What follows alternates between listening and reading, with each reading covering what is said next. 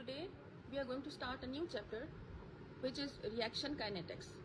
Okay, so we know that the reaction rate is increased with concentration, temperature, pressure and catalyst. In all levels you've already learned about it. Okay, the reaction rate is increased with these four entities. Okay, and it is also decreased by these four entities. Defining the rate of reaction is that it is a change in the concentration over time taken, that how much time is taken by the change in the concentration, and by change you mean it is decrease of the reactant or increase of the product. Okay, and the unit is moles per decimeter cube per second. Okay, so these are the simple information about reaction kinetics. It's an easy chapter. You're going to grasp the concept soon. Now let's see the methods for following course of reaction. One is sampling and the other is continuous. Firstly, we will understand what sampling is. It's a very easy concept, and the example of this is alkaline hydrolysis of bromobutane. Now you know very well that butane formula is C4H10. Okay, when one of the hydrogen is replaced and bromine is added, that is substituted, it becomes C4H9Br, that is bromobutane. And the alkaline hydrolysis of bromobutane produces butanol, and the bromine ion is given off. So butanol is formed from bromobutane. Now samples are taken at various times to find hydroxide ion concentration by titration with acid. Okay, so in this method small samples are taken out for the chemical analysis, and for this reason the reaction is slowed down by cooling the sample in ice, and then the small samples are taken and they are chemically analyzed. Okay, so this is how we can find the course of the reaction by sampling method. Hello students, previously we studied about sampling, which is a method for following the course of reaction. Today we are going to study about continuous method for following course of reaction. This method uses calorimetry, conductivity meter and measuring changes in gas, volume or pressure. Okay, so firstly let's see what calorimeter is. As the name indicates, it's related with color. For example, if you see the reaction of iodine with propanol, this is propanol, and when iodine reacts with it, we get iodopropanol, and hydrogen iodide is being formed. So as the reaction proceeds, the color of iodine solution, which is dark brown color, it fades. So this physical property of the reaction mixture is monitored. So this is calorimetry. It is very easy. The reaction in this case is propanol with iodine. Okay, now the other method is change in the electrical conductivity. In this case, the example is tertiary butyl bromide. This is tertiary, as there are 3 methyl groups, tertiary butyl bromide, as there are 4 carbons you can see. So this is tertiary butyl bromide. When it reacts with water, it forms tertiary butanol, and plus hydrogen ions and bromide ions are formed. So as the reaction proceeds, electrical conductivity increases because ions are being formed, you can see here. And this method is used even the ions are on both sides of equation, because ions vary in their conductivities. H positive and OH negative ions have high conductivity and bromide ions have low conductivity. So in this way, by change in electrical conductivity, you can also find the course of reaction. Okay, so that's it. Hello students, previously we studied about the continuous method for following the course of reaction. Okay, and we studied about the calorimetry and changes in the electrical conductivities. Today we are going to study changes in the gas, volume or pressure. Okay, so we can follow the course of the reaction or the rate of the reaction. Okay, in calorimetry, the calorimeter, it measures the transmission of light through a cell containing the reaction mixture. The less concentrated the color of the reaction mixture, the more light is transmitted through the cell. Okay, now let's see the changes in the gas, volume or pressure. You can see that this is benzene diazonium chloride. When it reacts with water, it forms phenol, C6H5OH. It forms phenol, benzene with an hydroxide group, and nitrogen gas is released and HCl is formed. Now the reaction is monitored by measuring the change in the volume of gas released with time. Okay, so this is how we follow the course of reaction.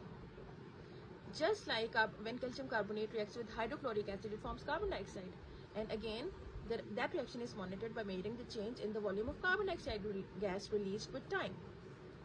Now let's see, this is dilatometer. This is the capillary tube, this is the bulb holding the reaction mixture, and this is the scale. This is called dilatometer. During the hydration of propene, it is not propane, it is propene, it has a double bond.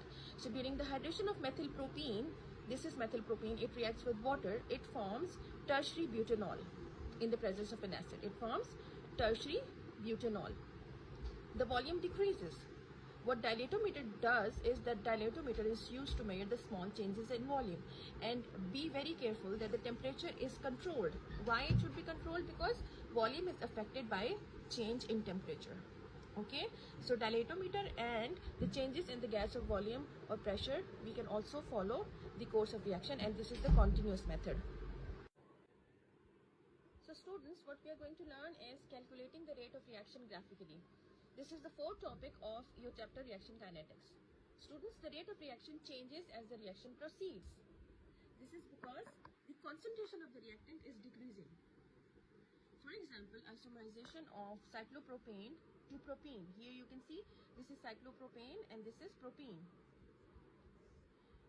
You should know that we put square bracket to show the concentration of the reactant or the product. This is how we show the concentration.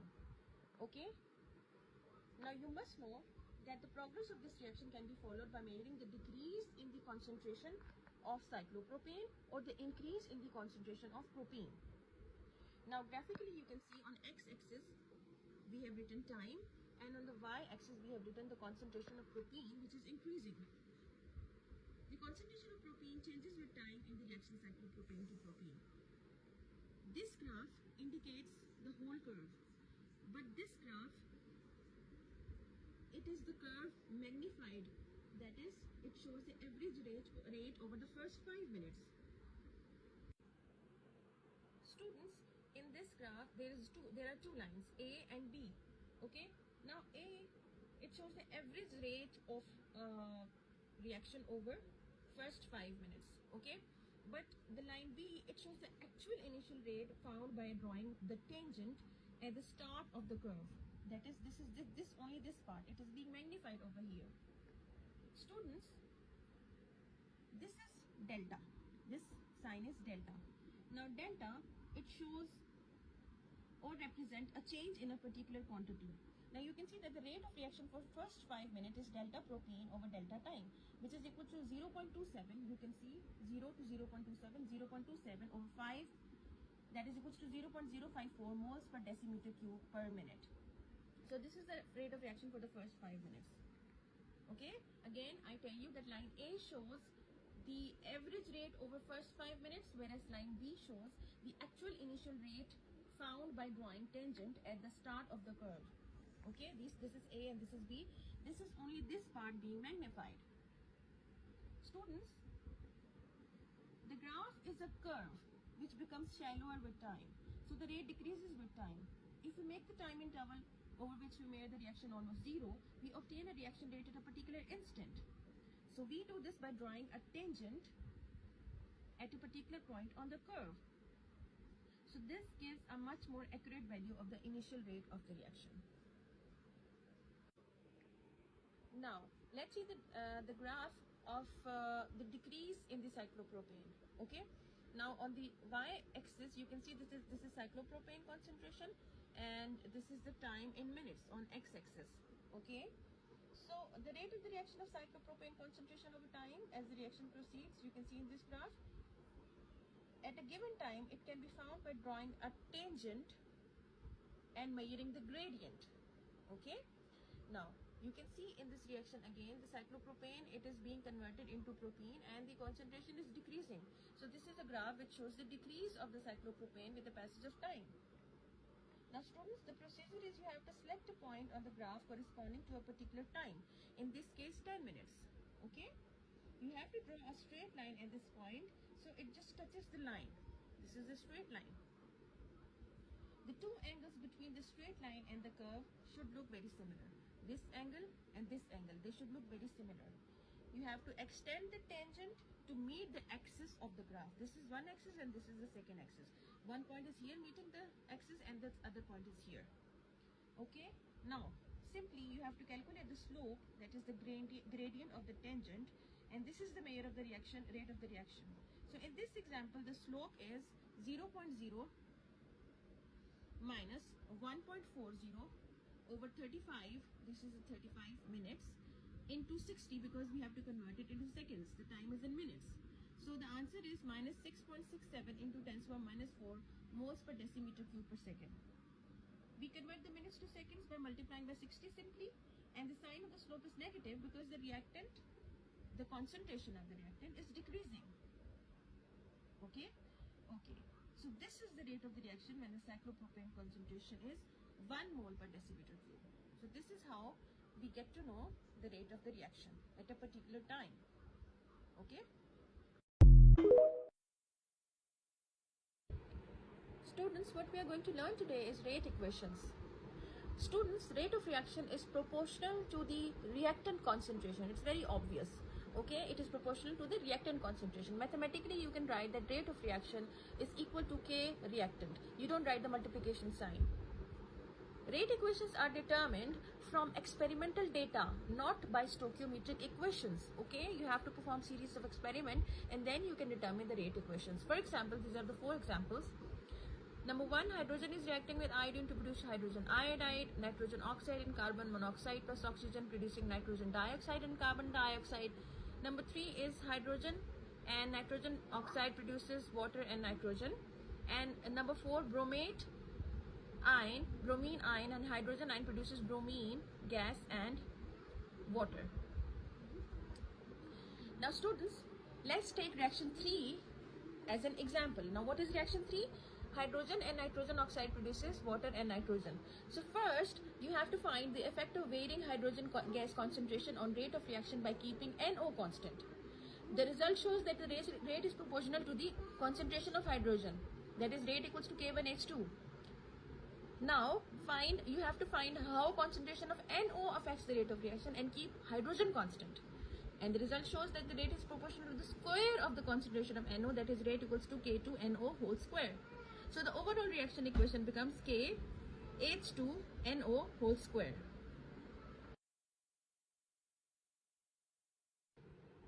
Okay students, so this is the 7th topic of your chapter reaction kinetics, and in this we are going to identify the order of reaction. Basically there are 3 ways to identify. The first one is reaction rate against concentration of reactant graph. The second is concentration of reactant against time graph, and the third is deduction of successive half-lives from graph of concentration against time. Now we are going to learn the first method, which is very easy, graph of reaction rate against concentration. Now you can see this is the y-axis and this is reaction rate, this is the x-axis, this is concentration of reactant. There are 3 graphs you can see. One is straight line horizontal and this other is inclined line, and the third line is curved line. A graph of reaction rate against concentration tells us whether a reaction is 0, this is 0 order, first order or second order with respect to a particular reagent. It is very rare to obtain an order with respect to a particular reagent higher than second order. So let's explain it with the help of examples. This is the 0 order reaction. This is ammonia and it is decomposed into nitrogen and hydrogen in the presence of tungsten. This is a 0 order reaction. Rate equals to K, the concentration of ammonia, that is reactant, raised to the power 0. And students, the plot of the reaction rate against concentration is horizontal line.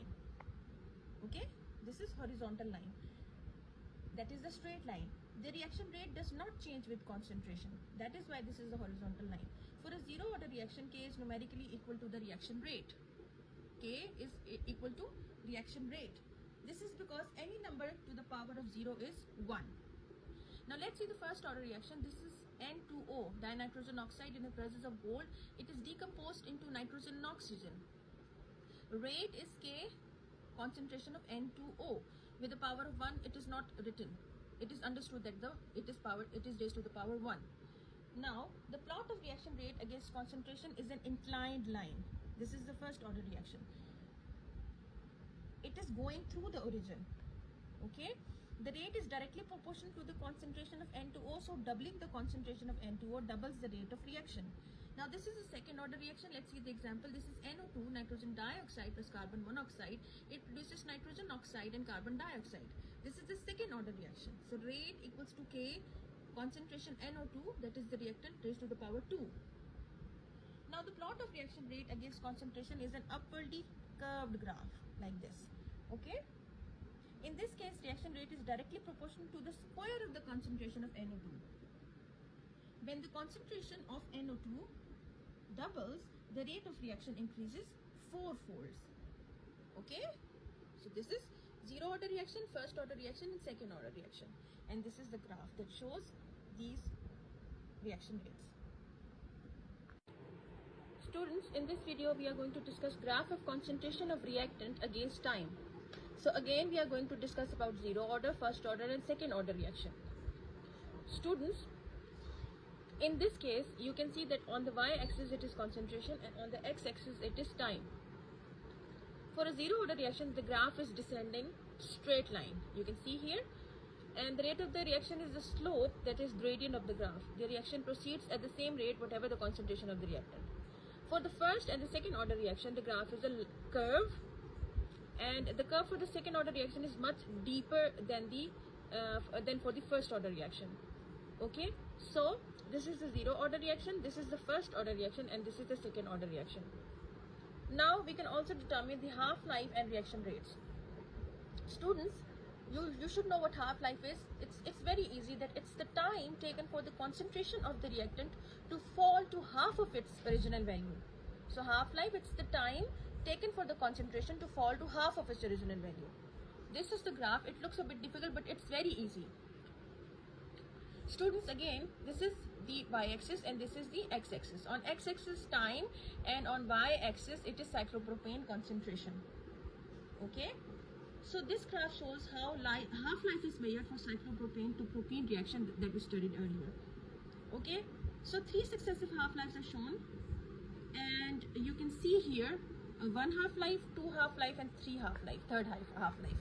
Okay, now you can see in the table that from 4 to 2, that is 4 to 2, the half-life is 17, that is 17 minus 0, 17. From 2 to 1 concentration, 2 to 1, you can see the half-life is 34.3 minus 17, it is 17.3. And again, from 1 to 0.5, the half-life is 51 minus 34.3. 51 minus 34.3, it is 16.7. Okay? So it's very clear up till now that the half-lives are almost constant. So they are fairly close to each other. So this means the mean half-life, that is average, is 17 minutes for this reaction.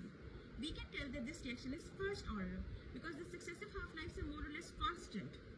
Okay, this is the first order reaction. In the first order reaction, it's like this curve. In the zero order reaction, the time for half-life and the concentration, it's straight line, and for the second order reaction, it's deeper curve. Okay, so we can say that in zero order reaction, this is the zero order reaction, the successive half-lives decreases with time, and in the first order reaction the half-life is constant, and in the second order reaction they have successive half-lives which increase with time. Okay, so this is how we can discuss the zero order reaction, the first order reaction with second order reaction with respect to the half-lives. Students, we are going to learn calculations that involve rate constant K. That how can you calculate rate constant K? There are two ways. You can calculate K from initial concentration and initial rate. If you know the initial concentration and initial rates, you can calculate K. And the second method is calculating K from half-life. So let's see the first method. Here you can see that in the presence of hydrogen ions, hydrogen peroxide and iodide ions form water and iodine. Okay, this is the first example. Now the rate equation is K multiplied by H2O2 concentration and I negative concentration, that is iodide ions concentration, which are the reactants. Now if we see the experiment, the initial rate of iodine formation is 3.50 into 10 to the minus 6, and the initial concentration of hydrogen peroxide is 0.20, and iodine, that is iodide ions, is 0.010. Now if you rearrange the above equation, you get K equals to rate, that is rate over H2O2 concentration over I negative. You just rearrange the above equation. Now if you put the value simply, K equals to 3.50, which is the rate, into 10 to the minus 6 over the first concentration of H2O2 0.20 into 0.010, which is the concentration of iodide ions. and you get the K, that is 1.75 into 10 to the minus 2 decimeter cube per mole per second. Students, the rate reaction is zero order with respect to H positive. Okay, so the concentration of hydrogen ion is ignored. It does not appear in the rate equation. Okay, now let's see how to calculate K from half-life. For first order reaction, only first order, keep it in mind. Half-life is related to K as simply the expression T half equals to 0.693 over K, and then again rearranging this equation you get K that is equals to 0.693, and this comes here T 0.693 over T half. So this is how you get to know K by calculating K from half-life. You get to calculate K from half-life. This is the expression. Now students, the rate constant of 0 and second order reactions can also be calculated from half-lives, but the calculations are more complex, so we do not go into that details. Okay. Hello students, what we are going to learn is kinetics and reaction mechanism. Okay, it's the 10th topic of reaction kinetics. Let's see what rate determining step is. Students, reaction occurs in a number of steps that do not take place at the same rate. It's called reaction mechanism. The overall rate depends on the slowest step and is called the rate determining step. So the slowest step is called the rate determining step. We are going to learn it further with the help of examples, but right here the example is acetone and iodine. This is acetone. It is also known as propanone, as this is ketone and it has 3 carbons, so it is propanone.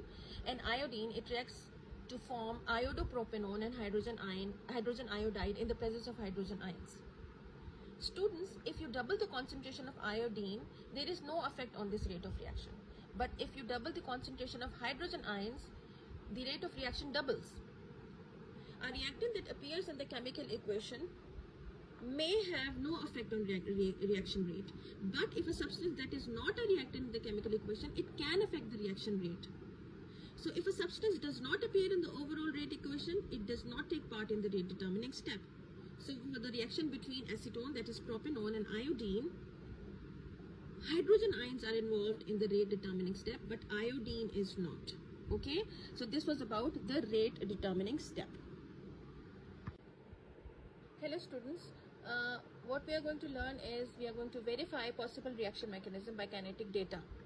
With the help of the kinetic data, you can verify that the reaction mechanism is possible or not. Basically, the mechanism is not deduced from the kinetic data, but the kinetic data simply shows us that a proposed reaction mechanism is possible.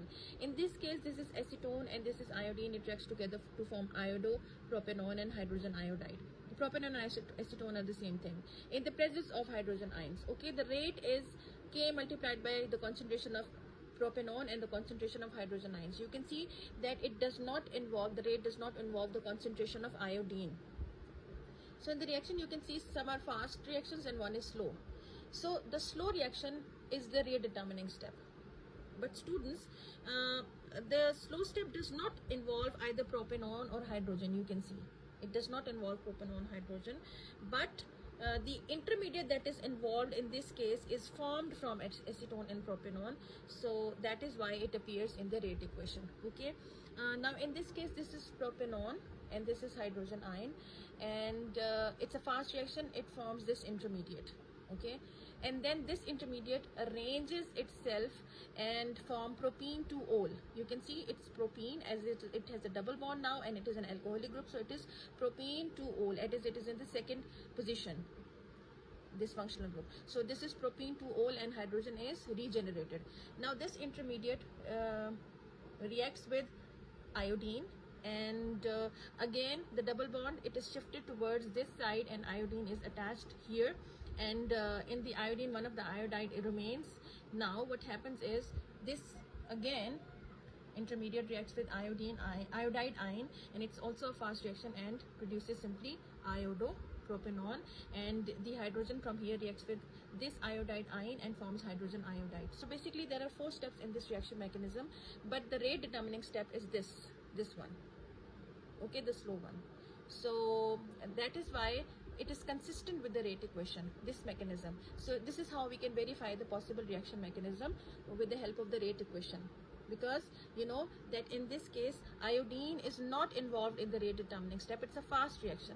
Okay, in the rate determining step these two are involved, so that is why in the rate equation we wrote K multiplied by propanone multiplied by hydrogen ions. Okay, this is one example. Now let's see another example. This is another example, which is nitrogen pentaoxide, and it forms 4 molecules of nitrogen dioxide and oxygen molecule. Okay, so it's also very interesting.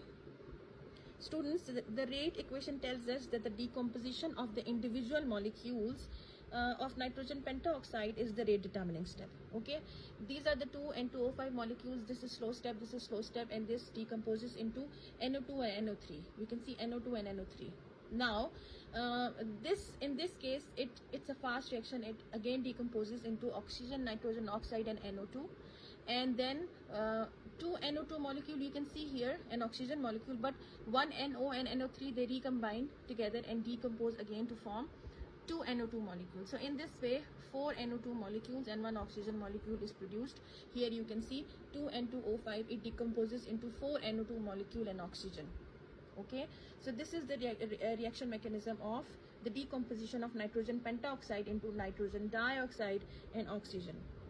Okay, now students, if there is only a single species, atoms, ions or molecules in the rate determining step, it is called unimolecular, and if 2 species are involved in the rate determining step, we say that the reaction is bimolecular.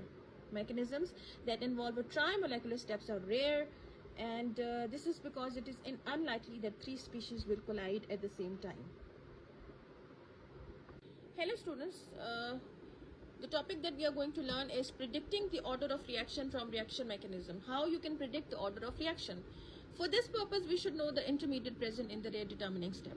Okay, so here you see that the slow step, it's the rate determining step, and the fast step, it is not the rate determining step. The slow step is the rate determining step. Basically this reaction is the bromination of propanone in the presence of alkaline solution to form bromopropanone and bromide ion. In the slow step, you can see that the alkaline solution, that is hydroxide ions, they are reacting with propanone, and hydrogen is taken up by a hydroxide ion, and it leaves its 2 electrons on this carbon, that is the alpha carbon, and here the 2 electrons, you can see these electrons are delocalized on this oxygen and carbon. Okay, so this is the enolate ion, that is the intermediate. Now this ion, it attacks on the bromine molecule, that is it will react as an electrophile, and this is a nucleophile. Both of these, the reaction of both of these produces bromopropanone, and bromide ion is given off, and this is the fast reaction. Okay, so this is the reaction. Now let's see that it is the which order of the reaction is this. You can see that the slow step involved 1 propanone and 1 hydroxide. 1 propanone and 1 hydroxide. This is the rate determining step. So this is first order with respect to the propanone, and first order with respect to the hydroxide ion. So overall it's the second order reaction. So the rate is K multiplied by the concentration of propanone into the concentration of hydroxide ion. Hello students, what we are going to learn today is catalysis. It's a very interesting topic, and you should know what a catalyst is. You already know this, that a catalyst is a substance that speeds up a chemical reaction. How does it do it? The catalyst do this by providing an alternative pathway for the reaction with lower activation energy. There are 2 types of catalysis, homogeneous and heterogeneous. In homogeneous, the catalyst is in the same phase as of the reaction mixture, and in heterogeneous, the catalyst is of the different phase as of the reaction mixture. Okay, so in this case, you can see the example is, this is ethyl ethanoate. It's an ester, and when it reacts with water, it forms acetic acid and ethanol. Now you can see this is catalyzed by hydrogen ions, and they are in the same phase. It is also aqueous, and this is also aqueous. Now, in this case, the hydrogen peroxide, it is decomposed into water and oxygen in the presence of manganese oxide. Now, you can see that the catalyst is in the solid phase, whereas the reaction mixture is in the aqueous phase. Okay. Now, these are the 2 catalysis that you should know very well. Let's see the examples of homogeneous catalysis. Students, this often involves change in oxidation number of ions involved in catalysis. Okay, so for example, this is hydrogen peroxide, and what happens is the iodide ions are first oxidized oxidize to iodate ions. Okay, the iodine, this is the iodide ions, these are the catalyst. So let's see what happens. These are first converted into iodate ions. Okay, and then these iodate ions react with hydrogen peroxide, with the molecule of hydrogen peroxide, and they are reduced back to iodine ions. So the catalyst, it is regenerated. Catalyst is always regenerated in the reaction, and oxygen and water is being formed. So you can see here the overall reaction is the hydrogen peroxide in the presence of iodide ions, it produces water and oxygen. Okay, and this is the example of homogeneous catalysis, as the catalyst and the reaction mixture are all in the same phase. Okay, students, ions of transition elements are often good catalysts because of their ability to change their oxidation number.